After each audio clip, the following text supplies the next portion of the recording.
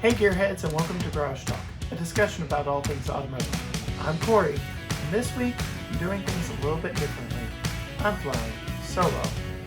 Matt is actually taking the week off to spend some time with family, and we wish him a happy and restful week off, and look forward to hearing more from him next week. But in the meantime, this is still a discussion about all things automotive, and we've got a great show lined up for you today. We want to hear back from you on all of our social media platforms, whether it's Facebook, Instagram, and Twitter. We are all at GT Garage Talk. Or you can go to our website and find out more about us and find all the links to everything that we're into at gtgaragetalk.com. This week, I've actually got a special guest joining me to continue our series on car fandoms. Last week, we talked Jeep Wranglers. Well, today we welcome my brother-in-law, Jeff Tittle, to the show, and we are going to be talking Toyota Tacomas today. So, Jeff, say hey. Hello, guys. I'm glad to be here with you. Yeah, glad to have you on. And so, before we get into anything, Jeff, we really need to dig into your car history, some notable cars in your past. What are some interesting cars you've owned? I don't know if you could call any of them notable. I know listening to your brother's story and Matt's story, kind of jealous because my vehicles have been ones of maybe like means over wants. My first vehicle was a 1986 Ford Ranger, and it got the name and was notorious as Doo-Doo Brown. So you can probably guess what color it was.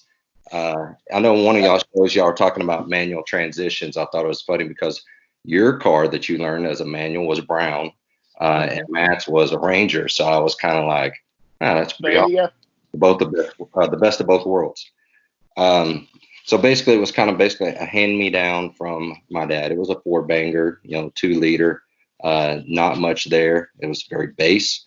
But it was a stick, and that's what I learned to drive on. So that's the one I had probably as the longest length of time. I finally totaled it. It didn't take much. Delivering pizza, a guy pulled a U-turn in front of me, and that was the end of that. Other than that, the vehicles were basically family cars. When me and Christy had Jordan, we got a Sentra. That was our first family car, just a basic 4-door Sentra. Is a 93. Again, not much to it, but it was nice. It's the one had the electric seatbelts. That was cool. That was the in thing back then, where you had no choice but to put your seatbelt on. At least the top part. Yes, you could unbuckle that top part and get rid of it. Yeah. Or a malfunction could eventually choke you possibly or trap you in your car. So, but that was great. After that was handed down to me, and I got the hand-me-downs, it seemed like, for the most part. And then we got a Mitsubishi Montero Sport. It was a 97. At that point, that was kind of our luxury vehicle as far as a sporty SUV. It was great. At that time, we had Carly, so we had 2 kids. And it did have a real sporty look. Probably one of our favorite vehicles. Well, what do you have now? What's in your driveway now? Oh, in the other than the Tacoma that we're getting to. Okay, let's go to this part. Now, the first car that I got that I was able to go to a lot and pick out myself was an F-150. Like Matt, I'm a Ford guy. Started with the Ranger, and then in 2000, can't all be perfect. Can't be. So me and Christy on our anniversary actually went to a lot, and we were there a lot longer than what she wanted to be there. It was literally, it came down to we would be sitting down and wanting to say yes, and I was like bedliner. I just kept throwing everything in the book at them for them to say no, and finally it just got to the point where they refused to say no. And it was a vehicle I wanted. It was the 5.4 liter, really nice truck, the alloy wheels. It was just top of the line sunroof. It had everything in it, at least for 2002, it did. So that's probably been my favorite vehicle. And now it's known as Dexter's vehicle. The only time who is Dexter? Dexter is our Those who little don't know. puppy. He's roughly about 165-pound Great Dane. So he gets a lot of stares when his head's sticking out of that back window. But Yeah. needless to say, that vehicle has all kinds of drool and hair all over it. So if you see me in the F-150, Dexter's in there with us. Now, Christy's car, she's had a couple of cool cars. She had the Hyundai Genesis Coupe, which is a real sporty car. That was fun for the short while we had it. If you can imagine. I think that's what she was driving when I met y'all. So yeah, that was actually fun because for that size, it had a 2.0. I think it had the turbo in it or whatever, and it was a real wheel drive. So it's one of those y'all were talking about. Didn't realize that when wanted to rotate the wheels, you couldn't because back size tires are different than the front size tires. But that was fun. And then we have the Maxima currently. So we got rid of the coupe and have the 16 Maxima, which is probably the nicest vehicle we ever owned. Has leather, fully loaded, heated, cooled seats, heated steering wheel. Y'all talked about the heated steering wheel. I did not know. It was such a blessing, and I rarely do because there's only a few times I get to drive it. And so it's one of those, you sit inside, you start everything up, and by the time you get in the car, it's all heated up. It's one of those things you never thought you needed until you've had it, and you're like, where has this been all my life? Even if I could find a way to cool it, I would be set. Because here in Texas, 100+ degree summers, you need a cooled steering wheel. I don't like driving like that. So we also have a couple kids, like I mentioned. Jordan, he's had a Jeep Liberty that was handed down by his pawpaw. And then Carly, of course, we have. Yes, wait. I have to right a wrong here. Okay, go ahead, do this. So, yes, it was made very clear to me early on when I was talking about the car histories of me and my family that I had stated that we had traded in our Mini Cooper for the Jeep Cherokee Trailhawk, when in fact that was incorrect and a misstatement, and I do apologize because we did sell the beloved Skittle to your daughter Carly. So I do appreciate that. That was a huge build-up. That was a huge build-up for us, and then a huge letdown because Christy just knew. Y'all were going to get a shout out? Just a small one. So she'll appreciate that. And so then Jordan's last vehicle he had after the Liberty mishap was a Jeep Commander. It was a 06, I think. That purchase basically led me to what we're going to talk about today. The Jeep Commander had the notorious 4.7 liter, pretty much Dodge pickup motor in it. And funny story for me, not Christy, she was in Tyler and it blew a head gasket. And from there, that thing was dead in the water. So at that point, looking for our next vehicle, I started thinking what's reliable, something I would like to have. I have the V8, the big F-150 for anything I really need. I don't need that. So I started kind of what would be best for me in the long run. And so Tacoma came to mind.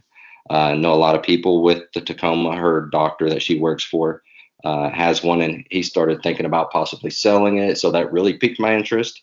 And so we started looking. He decided not to. I didn't want to go into new. I was thinking about what was payment, reliability, everything.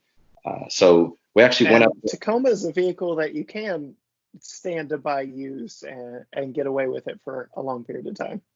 Yes, I'm hoping that's going to be the case with this one. So we went and looked on a lot and opened up the door of a 2010 with low miles. It only had like 50 something thousand miles on it, in great shape, and it smelled like an ashtray. So that sent us moving down the road and just kind of looking, and we started going, okay, let's rethink this, and lucked into my current vehicle, which is a 2016 Tacoma. It's the TRD Sport version. So it's a two-wheel drive, but it kind of has all the things that the Sport has. It has the the matching color as far as the fenders and the front end bumpers, all those things. And then of course it has that hood scoop, non-functioning, but it looks cool. That really, Yes, the sport hood alone, I'm sitting there going, I love it. So that's what I currently have. It only had about 37,000 miles on it for being a 16. So low miles, had a looked to be very clean. Motor looks spotless. Transmission on those, apparently the 16s, there's a bump in the Tacoma in the road there where apparently there's some transmission issues, and the 16 was notorious for that. But I currently have not had any issues, so I'm knocking on wood and hoping that this will be the reliable Tacoma that that we know. that everyone says they are. So 2016 is the first year that they were in this new body style. 3, yes. Yeah, and that's a tricky subject because people like me, Chevy fanboys, like to point out that it's really not an all-new truck. They just facelifted the 2005 truck, but there was some skeleton work going on, some stuff going on under the skin. So I'll give you credit. It's a new truck. Right. For what I need, as far as the interior and the touchscreen stuff, things that I'm looking for. Everything that you see is new. Yes. And that's, yeah. And if I'm not mistaken, you've got the beautiful orange dash too, don't you? Yes. Well, the trim, yes. Yeah. So yours is a white truck, orange trim inside, black interior. What modifications were on it when you got it, since you got it used? Here's the thing with buying a Tacoma. You don't realize what you just did. I was waiting for, you see that meme all the time, and you're a Star Wars fan like me, and it was like, it's a trap. Because as soon as I drove it down my road, there's a kid, he's actually Jordan's age, graduated with Jordan, Brett, who owns a Tacoma. So as soon as he spotted it, of course, it's a conversation. And immediately his fiance was kind of like, "Oh, Brett, you have a new taco, bro." So that's a thing. So of course we start talking, and I don't really know. I think I just have a reliable truck, but I realize I have a new toy. So of course I joined several Facebook groups. There's Taco Nation. There's GT. Tacoma 3rd Gen. There's a DFW Tacoma, which is a really good one. So getting on those, you start realizing all the things that you should have that you don't. And I started out real slow. First thing I did, being responsible, was, of course, floor mats. Right. I think I got a bed mat that just came in. I've done some modifications as far as some vinyl. You can only do so much. But I took off the TRD Sport stickers on the bed, put a better looking TRD vinyl sticker back on there, just got rid of some of the red. So trying to stick with black and white. Plasti Dip, I don't know if you've ever heard of it, but you can just about Plasti Dip anything. So there's a few Plasti Dip experiments, some great, some better than others. Yes. So of course you can Plasti Dip all your badges while they're on the truck. I don't know if you knew that, but I didn't. Get YouTube and have a lot of faith, and you just start taping off and cover as much as you can, and you literally just start spray painting the side of your truck or the tailgate of your truck, and trust that Plasti Dip is going to come off the paint. So in my Silverado, I changed some of the badging on, the rear bow tie on the tailgate, and I think you went the better option, because getting those things off took a lot. Like, we took the tailgate off the truck and went inside, because 100-degree summers in Texas, I was not about to spend 2 hours trying to, with fishing line, saw off the plastic glue stuff behind this bow tie to get the bow tie off. So yeah, I think you made the right choice. Wow. I've seen people doing that with the heat gun and the fishing line. So I tried one side, of course, nervously, and Christy's there, so she's just shaking her head, going, "What are you doing?" And the worst thing you can see is a big black strip of what looks like paint on a white truck. It's very obvious, but it peels right off. I took the 16 grill off of it. I Plasti Dipped it. It looked great for a while, but of course, Plasti Dip, it can only take so much rocks and big bugs. You going down a county road in Texas, you're going to hit a lot of bugs. So looking at that, I realized I needed a pro grill. So I purchased me a TRD Pro grill with the Raptor lights, of course. So we put that in about a week ago, and immediately you can start taking really if somebody wanted to get the SR5 in a Tacoma, and which is kind of supposedly the base model, you could slowly and probably for less money, I'm learning, turn that thing into what looks like a TRD Pro. So last week we talked a lot about Jeep Wranglers, and there is two schools of thought there, kind of like Matt and myself when it comes to new and used. You either, yes, get the base model Wrangler Sport and do all the modifications yourself over time, or you go like me and go whole hog and get the nicest one you can right off the factory and do little things here and there after the fact. So that is definitely a thing in the automotive community, and sounds like Taco Nation is about the same way. Yes, like I said, there's some people now looking at it. What I know now, really, I probably should have got on these forums weeks and weeks before purchasing. Not disappointed at all with my purchase, but just realizing what I probably would have wanted on the vehicle without me having to do it. But of course, probably I'd be trying to purchase a 2020 TRD Pro, that green. No, I don't need a snorkel, but it's going to have a snorkel on it, just because it looks great. Because snorkel, I mean, it's a beautiful thing. Yeah. So other than that, the only thing I've just recently purchased a cap for my truck. It's a ARE Overland.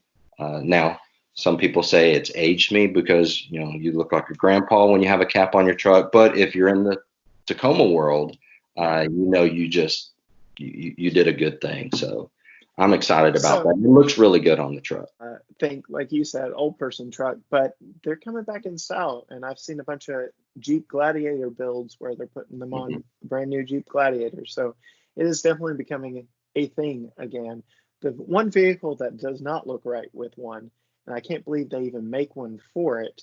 Well, I guess there are two, but the first one, Honda Ridgeline. Why? Why is it? Buy a Pilot. If that's what you want, buy a Pilot. I know I've sent you some memes about that. If you get into any of these forums or these Facebook pages in the Tacoma world, that's a running joke. The Ridgeline. I saw one that was hilarious. Well, it's not, because we have COVID-19 and that's a big thing. But a guy put on there, for this to all be over, I will call the Honda Ridgeline a truck. Yeah, it's not a truck. But the other vehicle that looks odd with the bed cap and probably should never have one is a Chevrolet Avalanche. And I cannot believe they even made one for those, because they had that flying buttress with the hole in it, and there's like a little separate window you put in. I don't know. It just looks weird. I'll have to find one and put a picture for everyone watching on YouTube to see just what a travesty that was. Well, I think the Avalanche itself was kind of a travesty, in my opinion. I had a love-hate relationship with them. I liked the idea. I liked the concept. Because how many times have you wanted a truck really to haul people, not necessarily a lot of stuff, but then there's that one occasion where you need 4 more feet in your bed and you just couldn't get it. So you go back and forth, but obviously more people agreed with the hate side of my internal argument on that, and Chevy discontinued that. Yeah, I remember when we lived in Louisville, my neighbor purchased one. It's the first time I ever saw one, and it was orange. and we had a rear entry alleyway, so we shared that alleyway. And I had leaving work and being out there, it was in that driveway. And for the years we lived there, I never changed my mind or my opinion on that truck. It was ugly the first time I saw it, and it was hideous we moved. So, Well, the redesign, it when they redesigned it in 2007, it basically just looked like a Suburban with the back window cut off, and which I think was a good move for it, but still didn't save it. But we're not here to talk about avalanches. no, we're not. We're here to talk about tacos. Christy just slipped me a note saying that Rick, my brother-in-law, has one. So we may have to cut that out completely. And loves it. So. Oh no, I'm leaving it in now. What stays in the podcast goes to the entire world. So right now, the one thing that kind of sticks in my mind that I'm planning on, which I need to save up for, will be a little bit of a lift. The Gen 3 does have a little bit more of a lift than the previous gen, so it looks good, I think, where it's at. But of course, it'll look a lot better with about a 3-inch lift. So want to save money, but at the same time, want to invest wisely in what I put on it. I don't want to just slap anything on it. So thinking an icon on that. So yeah, I'm sure you're all in the forums and checking up on what Taco you get a lot of advice from a lot of people, which, I mean, a lot of times in those forums it's good, and for the most part they can be very helpful. I mean, the cap that I found in DFW, those caps aren't cheap. A lot of people look at them and they go, they're ugly, they don't, but it's a $2,000 investment on a lot of those, and I actually found that for $350. So I told Christy, I just saved her a lot of money. So, you ever hear that? It was on sale. I literally saved you hundreds of dollars. Flipping their words back. That's right. Yeah, no, I'm usually the one saying that in this house. Yeah. I saved so much money, honey. Right. So, yeah. So how long have you had it exactly? I went car shopping spring break. It got to the point where, of course, with the Jeep Commander being gone, we had to put a couple other vehicles that we had in the shop for little minor things. So it was kind of a desperation. We were really looking. So spring break. So just here in the last month or so, haven't had any issues. I mean, it's only been a month. It's a Tacoma. So it's this 16 thing, kind of, when you're asking, is there anything I don't like about it? It's this image maybe that the 16 is the worst Tacoma that has been produced, so there's a lot of that out there. But again, I know a lot of people that have 16s and love them and not had any issues at all. So you've had it about a month, and you've already found out very quickly the downside to having what is now a project vehicle. Whether you knew it when you bought it or not, you've got a project vehicle. And you've already, you've done the Plasti Dip, you've done the grill, you've ordered a new grill, you ordered looking into a lift, you've got a bed cap. That's at least 5 different things within a 4-week span. I did have to get new wheels also. So see? Yeah. I had, that's actually the first thing I did is I popped the wheels and tires off of that Commander. So the tires were great. They were Nito Terra Grapplers, the D2. So those are perfect and fit perfectly on it, but I had to get new wheels for it to go on. So right, because you just can't put it on stockers.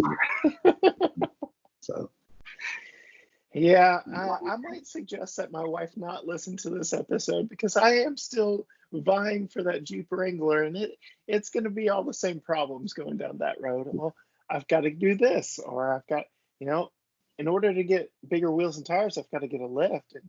And it's a slippery slope that we start down. I'm also trying to get something with a V8 engine, so that's also something that I could be like, well, it's an LS motor. I could do this to it. I could do that to it.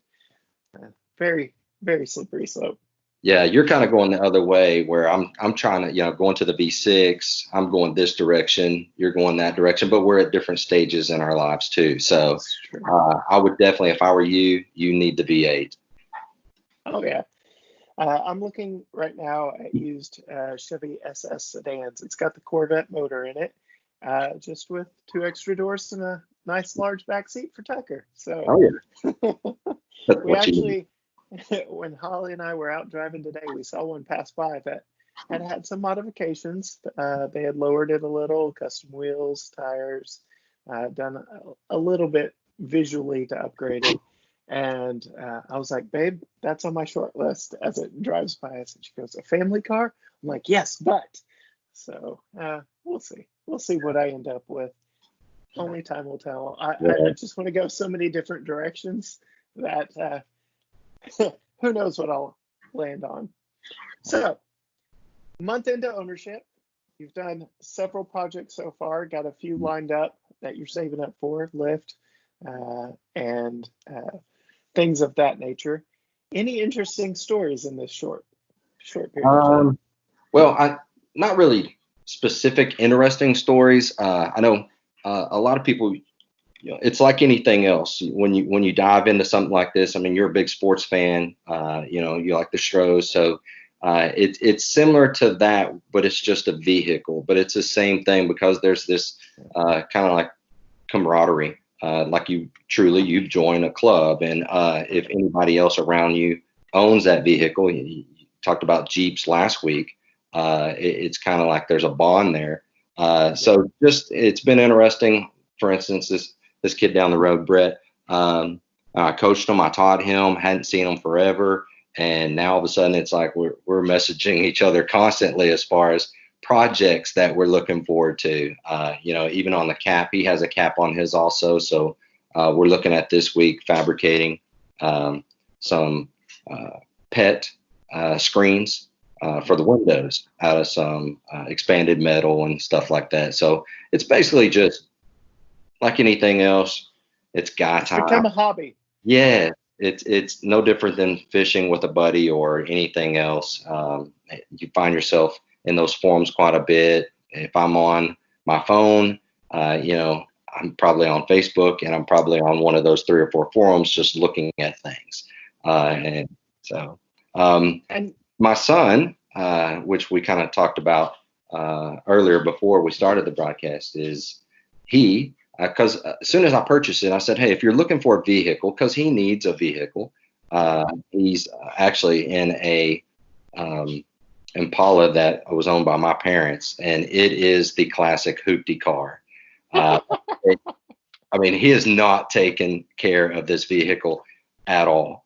And so I just texted him. I said, hey, you're in a position where you're going to be looking probably at vehicles if you want something that will last and reliable and probably would fit your lifestyle and what him and his wife, Marley, like to do. Tacoma's the best fit. Well, a couple weeks later, I start getting messages, and next thing you know, he also has a 16. It's a SR5, but it's limited, so it's loaded on the inside. It's leather. It's very nice. It's a 2-wheel drive also. He's got a 6-inch lift on it. nice. It's just a spacer lift, a rough country, but it looks great, especially with the tires and rims that he has on it. It looks really good. For those not listening but watching on YouTube, I'll splash a picture up of it right here, so for all to see. But yeah, when I saw it, I was like, man, I kind of like that. Yes. When my wife saw it, sorry, Jordan, she was like, oh, I don't like that color. Yeah, it's some people call it the quicksand, or they may even call it sandstone. Yeah. It's beautiful. It's a beautiful color. I will speak up for him since he's not here to share himself, but that's actually a color Matt would have on one if he had spec'd it out. He's already said in one of our previous episodes. Toyota's also got a really awesome, I pass up a Tundra every day when I go to and from work. It's like this flat slate gray color that is amazing when you put it on a TRD Pro with all the black accents. So Toyota's got it figured out when it comes to some interesting colors. Yeah, that's what they refer to as the Seaman. It's a beautiful color too.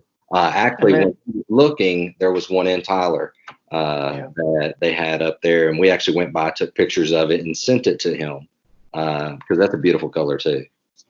And see, I'm on the more, I'm wearing my bright green garage talk shirt today. I'm a little more on the bright color side of the spectrum. So Toyota also has Voodoo Blue, and that's the one I'd have. Yeah. Bright in your face blue, and definitely be seen in something like that.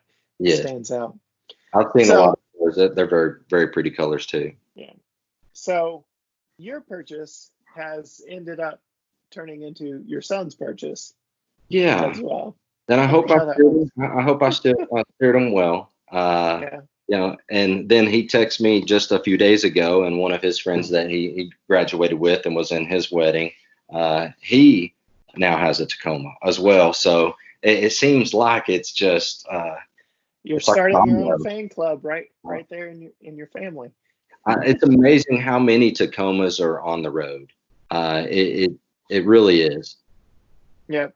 So I was actually, before recording this episode, I was on Wikipedia just kind of brushing up because, again, Chevy fanboy over here. Right. I know the broad strokes of the Tacoma, and I've had several friends that have had them. But the 2019 is the most popular that they've ever been in their history. And it's been just a steady climb since then.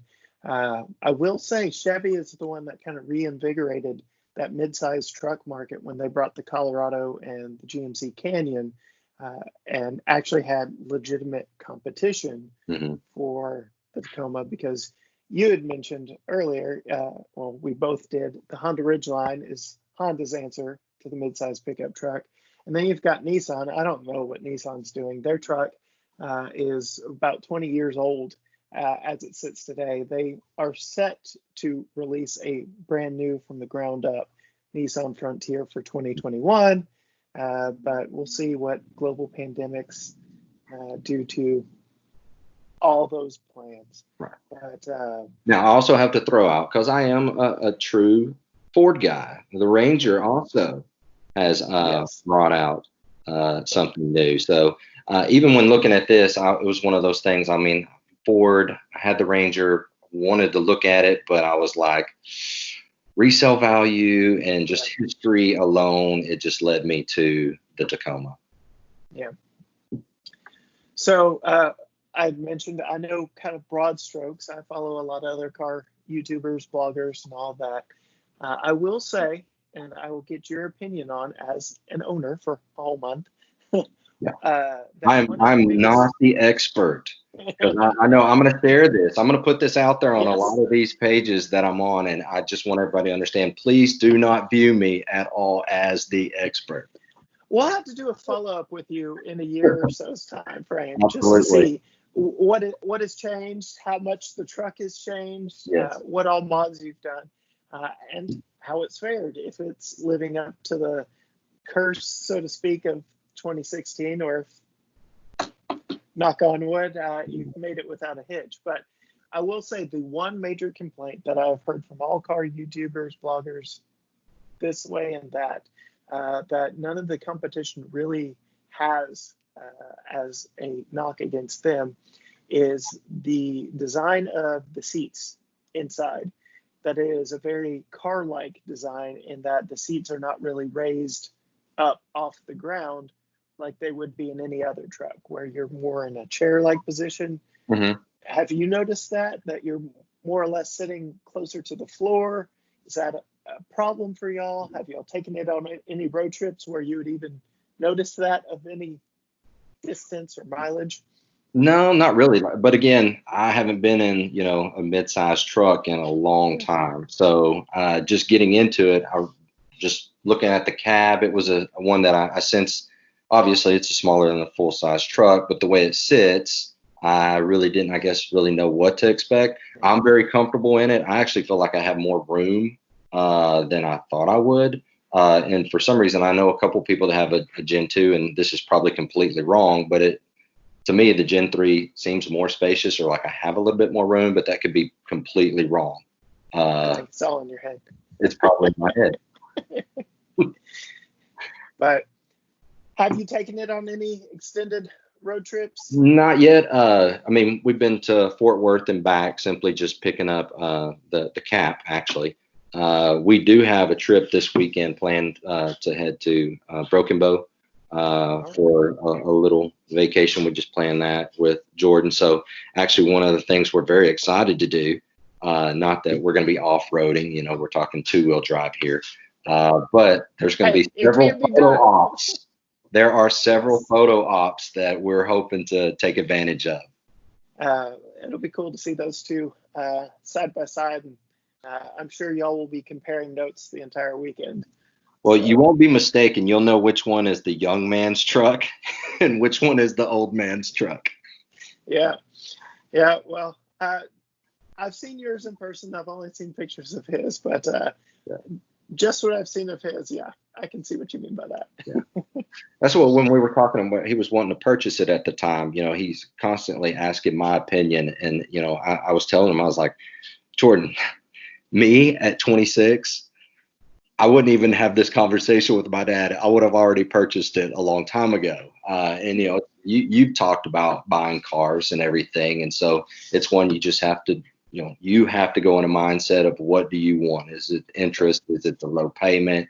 Is it the price, you know, the bottom dollar? And, you know, for me, my experience in purchasing cars is if you leave and you felt like you got a good deal, then you got a good deal, and leave it at that. Don't go investigating. Now I've learned that like y'all, I think y'all mentioned, is the bottom dollar and your interest rate. And I told them, as soon as you leave, don't feel like you have to stay with that finance company. Find a credit union, go refinance.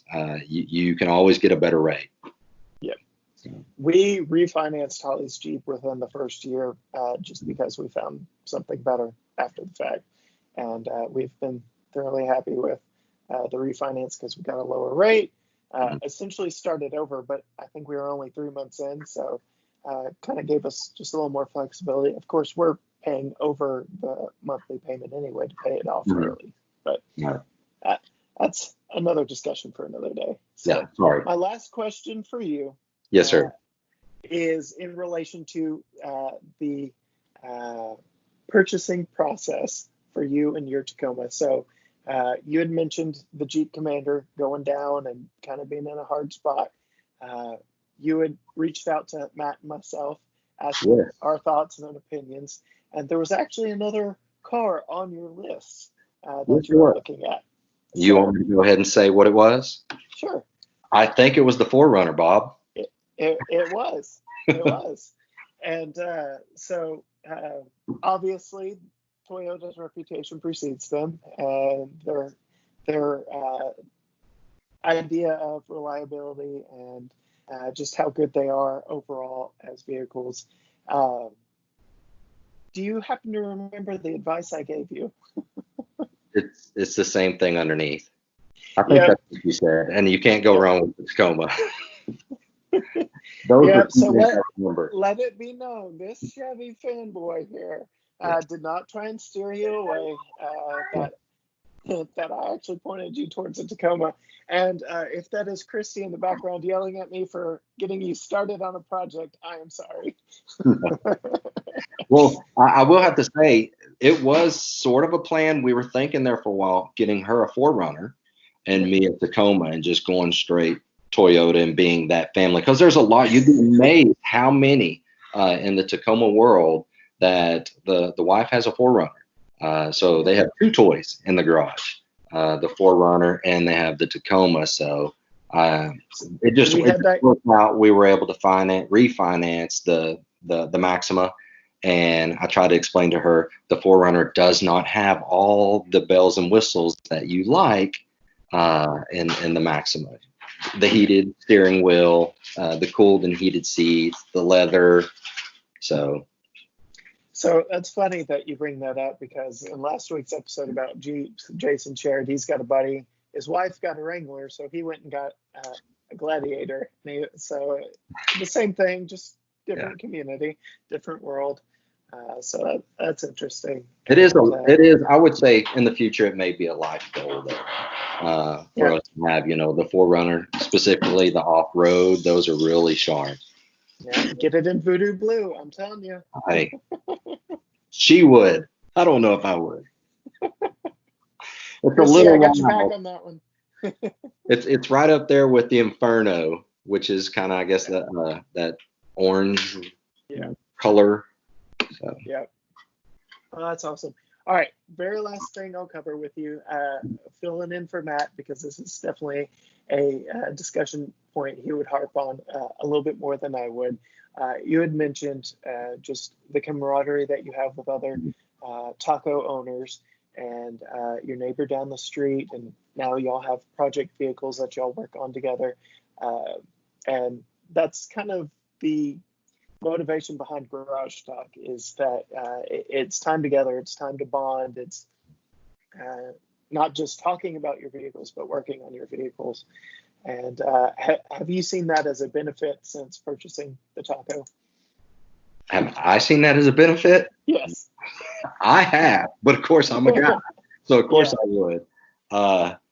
Now, I think especially with the time that we have, we're in a different stage right now with COVID-19 and the work schedule and everyone's work schedule. So, when you have a lot of people that normally are working. Now, if I was in school as an administrator at work 5 days a week, which obviously I'm not, would I be doing as much as I'm doing now? Probably not.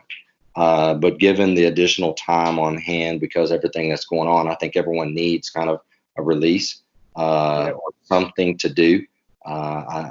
You can't just stay inside and quarantine yourself. I don't think that's healthy for anyone. So in that sense, it's actually just been it's a blessing because it gives me something additional to go tinker on and keep my mind busy. Christy may think otherwise. No, she's enjoyed it. As far as everything she understands, kind of probably besides the cap, she's coming around because I'm explaining to her how that's going to allow Dexter to ride in the Tacoma as well. And so it's going to give us some options there. So does that give you all any long-term thoughts to getting rid of Dexter's truck? I mean, you could use the money from the sale of that for parts. Probably not. That Ford has about 208,000 miles on it, and so it's going to stay his truck because she's concerned, even with the Tacoma being modified and us being able to do some things with that cab to allow him to ride without, destroying the inside of the cab of my truck. There's some concerns there. We're putting our child in the back of a pickup. You know how dangerous that is, Cory? I did it. I grew up riding in the back of trucks. Come on.